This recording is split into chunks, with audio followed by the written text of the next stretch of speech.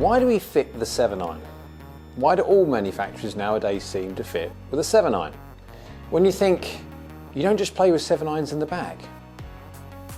Hi guys, Jay Smith here, down at Bury Golf Range in Suffolk. Mizuno Swing DNA. That's what I use on every single fitting, regardless if it's Mizuno or not. Don't know how they feel about that. No, who cares? It's because it's the best thing to use. Because this thing is a unique little piece of equipment. Let's go have a look at how this works and necessarily see how a piece of hardware and then software can potentially do wonders when it comes to working out what you need in your bag. Right, so over the hitting mat still needs to be cut. We're having a brand new one, so that's a job for me. Anyway, I want to say a few things before we get started. First things first for you guys, make sure you do one thing at the very start, warm up. Make sure you're warm. Don't come in and necessarily use your own equipment as a baseline and for you to warm up with. It kind of skews the results, and in a selling environment, which custom fitting shouldn't be selling, it should, yeah, the product should sell itself. You shouldn't need to sell it. Anyway, you don't want to effectively use your baseline testing as a warm-up because you're getting quicker. So then when you go to using your custom fit stuff, obviously it's going to go further because you're now warmed up. So make sure you're warmed up. Secondly, these things, balls. Now, if you've got a chance to use your own balls, brilliant, because obviously you know how they feel off the face of your own clubs. They know how, you know how they react. And depending if you're using premium or distance balls, it's up to you. I would always, if you can and you can afford it, use popper balls, premium balls. Don't use range balls. Whatever you do, don't go to any fitting area which use range balls, because range balls, generally speaking, especially the restricted flight ones, they launch lower, spin more, do not give you the proper trajectory whatsoever. And if you use that as custom fitting, as soon as you go out with your brand new, lovely custom fit golf clubs with your own golf balls, your trajectory will be completely wacko, because it won't look anything like what it did when you had custom fit. So let's go have a quick look at the PC to show you what the software is, and then we're going to go hit this 3 times because apparently that's all it's needed to show you exactly what you need custom fit wise. So this is the screen which your fitter necessarily will be using. By all means, try as best you can do to get involved in this process, because learning is always a good thing. So first thing first, what you do is you just put your name. I'm just going to put in test there because I'm going to be test. Now obviously you could have got the option of doing different kind of fittings, ball fitting, wood fitting, wedge fitting and all that lot. Let's just do iron fitting because we're answering that question. So let's go back over now to the hitting area where I can actually show you how hitting and then shots work, etc. And then we'll come back to show you exactly what everything does. Right, so it's time to hit a few shots. This one needs turning on and setting, ready to go. This grip is an extra long grip. It's got extra ½ inch for the long people. So if you're standard, as a general rule, start off at the red line. There is no grip above that red line. So we've got that grip there, and we're just gonna go hit.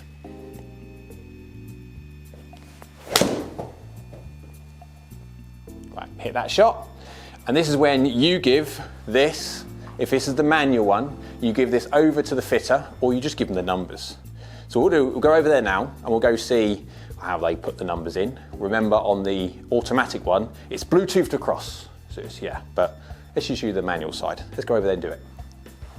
Right, so we are now over here. So I've got a head speed and readings in front of me. So 91, not fully warmed up, but yeah. 7254, so 7254. And then we literally just click on next and go to the next one. Back again. So what we do, reset it, fitter will do that, grip it at the same point again, put the ball in the area, doesn't have to be on quad, but I always like to have it on quad anyway, and give it a hit.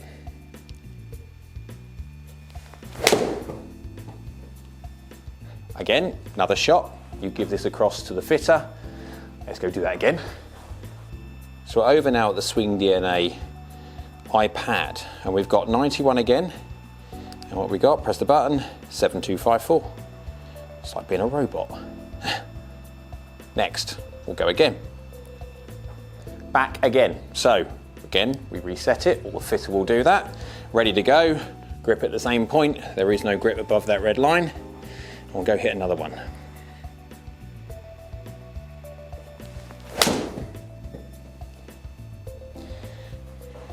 Oh, 92 this time. Let's go give it a cross and see what data we get. Yep, so we're now over again at the iPad. So we got 92 that time, not a robot. 7253. 7253. There we go. And now we click finish. Now we have to select necessarily what we're gonna go for. Let's just go for what I do anyway. Obviously, when it comes to you, you will do your own thing. Let's go select on MP20. I will use my own golf clubs here as a benchmark. So I've got MP20 blades. Go to performance fit rather than speed fit. Performance fit, you get to check more things. Performance fit. This will then show you what kind of shaft should be for you necessarily. Let's go back over to the camera. So you've got your list of shafts there that it's selected. Now, I'm not shaft sensitive, guys. I'll put that out there a ton of times. Basically what that means is, because of how I load it and how I react to shafts, it doesn't necessarily matter to me if I have a really stiff scaffold pole here or a fishing rod. Well, it probably would do a fishing rod, but yeah. I've done tests in the past on my channel about testing extra stiff and lady shafts, and for me it makes no others, but I've also put it up against other people and it makes a massive difference. So shaft does make a difference. I'm not saying it doesn't just for me, but I'm one of the very few percent that doesn't. So what we're going to do now is we're going to go around obviously the idea of why only 7 irons and necessarily how does the software do it. I already got my bag over there. I finish at 5 iron before I go to hybrids. So let's go see if we put in more information when it comes to the software and show you where it thinks I should be. Okay, so we've got the data up on the shaft side of the software, and we can go select any one you want. I mean, let's go dollar taper X.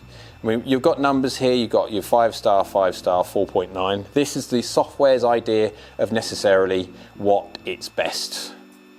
Well, whether that's right or wrong, again, that's why you test. You've got 3 here, well, you've got 4 before you drop into 4.5. Doesn't mean that these are going to be the exact ones that you want, the C-tape is going to be the exact one you want. It just means that that is the start, what you should go for, and then you hit shots. You hit a load of shots, and then you get, on that, you get feel-based. So if you say you want it slightly lighter, or if you can obviously move around and slightly stiff because you've got different bend profiles below. So let's just go KBS dollar taper X. That's what we want. We go across to length, and then you can select what length you want. Obviously these shafts come in different lengths as well. Your standard and 1/2 inch extra, so you can try that if you need to. And if you want to go back to the old school way, down the bottom there, you can put your player's height and knuckles to the floor in. I always use strike as a general guide rather than that. So we'll go to the next screen. So we've got the lie angle. The lie angle on here, I am 2 degrees upright. Now, both tools, you've got the standard swinged in a shaft analyzer, which I was swinging, but you also got the automated one. The automated one has a gyroscope in it, and that will give you an idea, a baseline idea of what it believes your lie angle should be.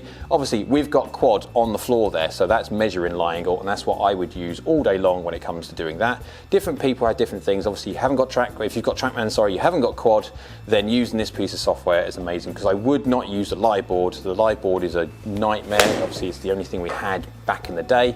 But if you can never don't use a light board. If you have to, make sure you use a ton of tape. I could make a video on why that's a bad idea.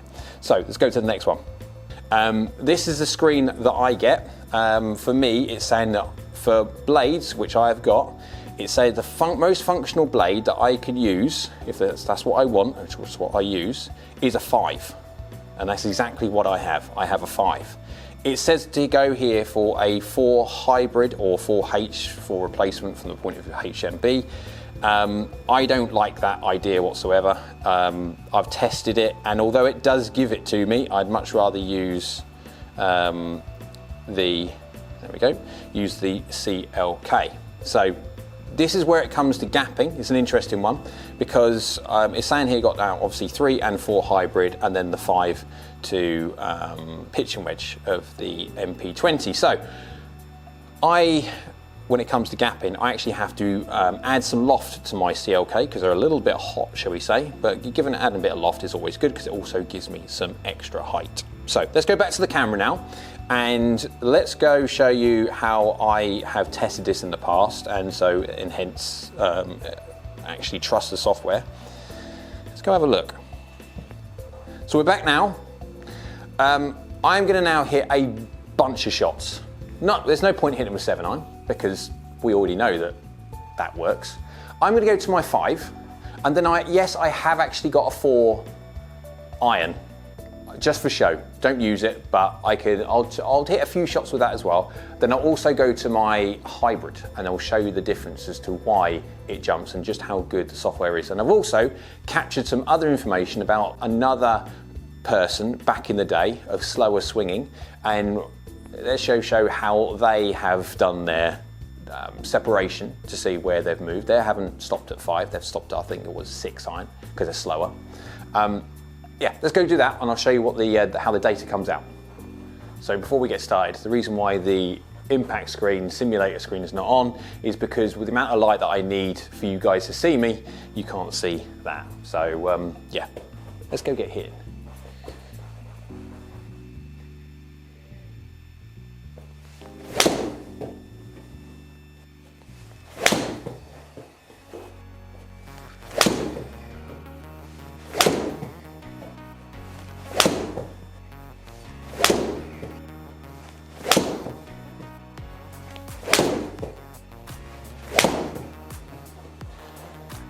Right, I've done my set now with the 5-iron. Let's go get the 4-iron out. Let's dust this old kid off.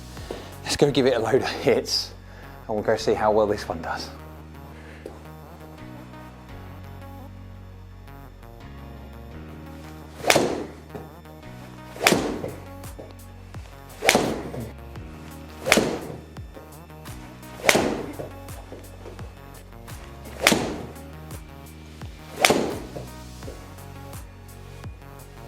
So now all the 4-iron shots are done. It's time for the CLK. This is the 22. I've upped it all the way to 24 to try and dial it back a little bit. But let's go see how well this performs against the 4-iron when we go have a look at all the numbers.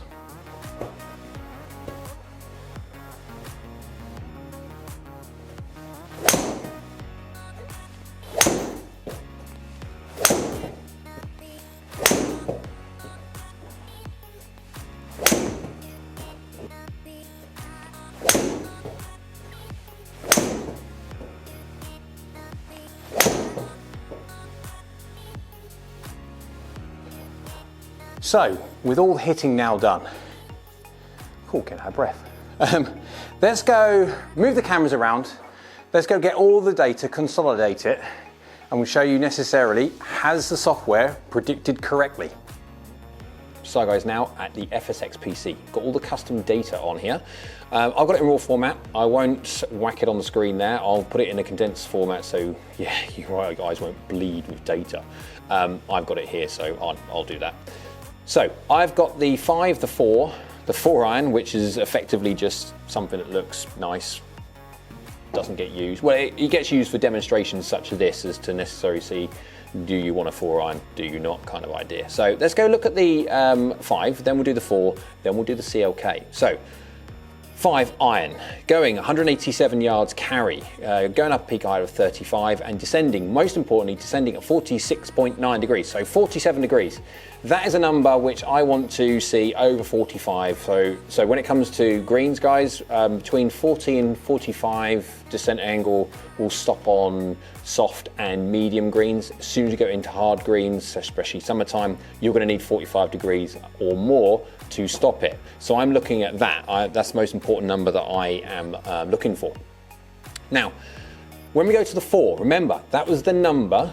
The 4 was the point of where the DNA software said that if you want to stay with irons, you are going to have to go into something like a HMB, because the blade, the 4 blade, won't work. That's what it said. Let's go have a look at the data. My data with obviously my own 4-iron. Carry 198. So it's going another 12 yards, which is 10 to 12 within reason, is the kind of number that I'm looking for as gappings between irons, depending on what they are. But yeah, so 198 carry, going 32 yards in the air and descending at 43.8. So it's under the 45 degree mark, which is a problem because between 40 and 45, that will stop for most of the year. But in summertime, I'm going to have to think about doing something particularly different with it, or I'm going to have to purposely try and cut it, put as much height on it as I can, hit it slightly harder, all of that, which is not necessarily conducive to consistency. There's only one out of this whole data set that I can see on here, there's only one that's actually hit 45.1 degrees. So, but that's not functional for me. So I choose to dump the idea of going the 4 blade. And yes, if I went for the 4, where is it? Here. Again, that's the glad thing about having different clubs. So I've got just different clubs here. That's the wonderful thing that I've got, is the fact that I have the opportunity, and I'm fortunate enough to have an array of different golf clubs which people can use, that will give them an idea necessarily if they really want to hit a 4-iron of one of these, and it's there. But yeah, so if I went to one of those, would it be better? Possibly, yes it would. And I've tested it, and it does bring me just slightly over the 45 degree mark if I go to a HMB. So again, the DNA software is right. I choose to go a different way. This is where you have to have the conversation with your fitter, because just being functional at the age that you are, at the point at which you are, can work better, especially if you're getting better at golf and you're getting faster, then it will only become more and more functional. Or if you're getting slower, as time's not on your side necessarily, you've got to understand that unfortunately you're going to get slower, which that 45 degree it's now won't work in the future. That's why you have the conversation. So even I decide to go straight to a CLK. I go straight to the hybrid because I know full well that's going up. And let's have a look. The average for the hybrid, the CLK, which is 22 degrees, which I'm up to 24, adds much loft. Yeah, helps it go up. Yeah, so on average 203 yards carry, which is going 38 yards in the air and 47.3 degrees. That's stopping on any green. Is it going 5 yards further than the 4-iron, or my 4-iron? Yes, it is, and that has now eked out the gap to 15 yards. So it is slightly bigger than what I would necessarily see as a normal iron gap. But bearing in mind, guys, we are now starting to get to the top end of the golf bag. You're not gonna, because you haven't got enough clubs to have 10 to 12 yards gap in. I mean, if you had a driver that goes 208 yards carry, and then you're looking for what, a 3-wood that goes 268, and then what, I mean, you'd need 20 clubs in your golf bag to get down to a lob bridge. So there does need to be slightly bigger gaps at the top end. It comes down to what your expectations are necessarily about hitting target with those longer clubs. But there you go. So that's the idea of that. So DNA was 100% right. That's why I go straight into the 4. So let's talk about the slower swinger, because I've dragged information up from, again, multiples of different people, which I have on here. And we, again, lucky because I've got lots of equipment to prove it, because a lot of people don't believe, and this is where custom fitters will struggle, because you do get the classic that people don't believe that the software is correct. I've used it for years, and it's been proven that it's exceptionally good, and it's only got better in time. That's why I use it for every single custom fit that I do, whether it's Mizuno or not. So let's go to this other gentleman's data. So he doesn't swing it nowhere near as fast as me. He's only averaging head speed of 76 miles an hour. His numbers was 76, 3.67, 6, 3, 3.67. And after hitting a few shots with the different shafts that he has available, he chose the NS Pro Modus 105R. That's what he liked the feeling of the most, and after hitting a bunch of shots, I'll be honest, the dispersion between all three was near on identical after you hit enough shots. It came down to what he then believed was the nicest feeling, and plus as well, it's the weakest of the three. And when it comes to age, looking at his age, he was in his late 50s, I believe. So if you're looking at a custom fit that could last 5 to 7 years, potentially, depending if he gets itchy feet and he wants to try something different, he's only going to get slower, unless he goes to a massive gym idea, and yeah, which not many people are. So they're trying to say, or trying to find a shaft which is going to work for him as he gets older, which is, yeah. So he chose that one. And if you look at the set makeup, it got to a point of where even on the 7-iron that I was concerned about that you go to a 6 and you're not going to get the launch. So what we decided to do was to swap, in essence. We started to move some lofts about.